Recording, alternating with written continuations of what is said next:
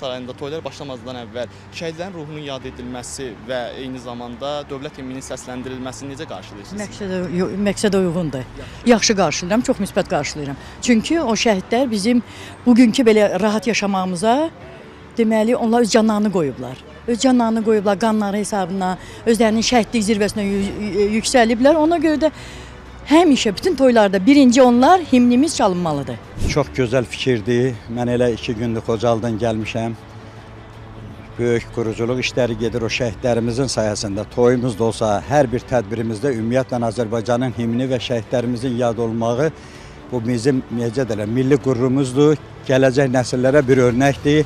Onların vətənpərvərlik ruhunda aşılanmasına çox gözəl bir işdir. Mən alqışlayıram və istəyirəm ki, vətənpərvər gənclərimiz yetişsin. Əla. Əlbəttə, ondan yaxşı olardı. O çoxdan olmalıydı. Əlbəttə, Azərbaycan himnini hər yerdə salmalı, tümori toylarda. Yəni, onları həmişə biz xatırlamalıyıq ki, onların sayəsində biz bu dəqiqə, bu hal-hazırdakı vəziyyətimizi yaşayırıq da. Yəni, onlar olmasaydılar, yəqin ki, biz bu, necə deyərlər, belə bir, nə bilim, özümüzü daha mükəmməl, daha bütöv hiss eləyə bilməzdik. Bəs onların sayəsində biz belə gözəl, yəni qürurla özümüzü hiss eləyirik ki, və biz onu hər dəfə, hər anımızda, hər dəqiqəmizdə hiss eləməliyik və onu da qeyd eləməliyik və bu, mən bunu çox gözəl bir ideya kimi də dəstəkləyirəm bu qədər. Çox əla qarşılayıram onu, çox, necə deyirlər, yaxşı şeydir o.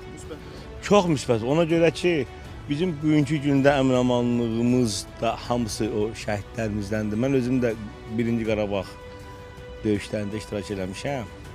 Elə özüm də qaziyəm. Yəni, deməkdə, məsələn, mənim oğlumun toyunda mən bir mənalı şəkildə bütün şəhidləri bir dəqiqə sükutla yad elədik və Azərbaycan Respublikasının müstəqilliyinin dövlət himnini səsləndirdik.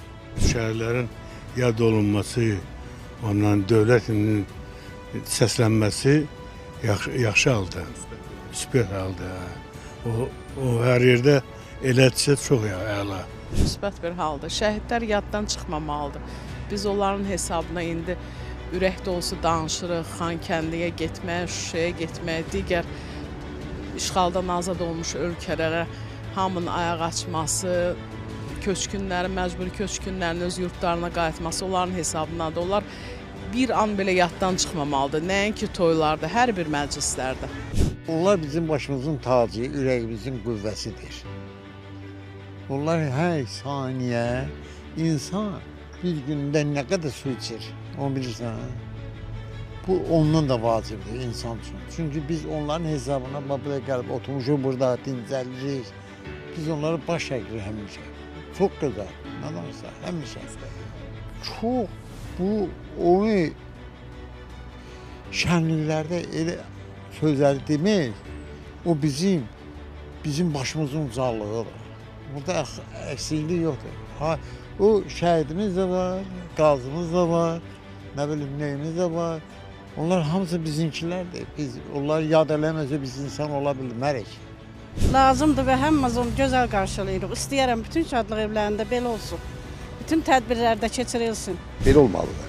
Hə, mütləq elə olmalıdır. Yəni, şahid evinə yığılanlar heç olmazsa bir hiss eləsinlər ki, belə bir şəhidlər var. Onları tarix boyu gəlib bu yaddan çıxmıyor. Bax, bizim mənfiçətimiz olur ki, tez onu da olur dedi. Amma indi bəzi zamanda indi elə hallar olur ki, şahid evləri ümumiyyətlə son vaxtlarda qiymət həddən artıq qaldırılır.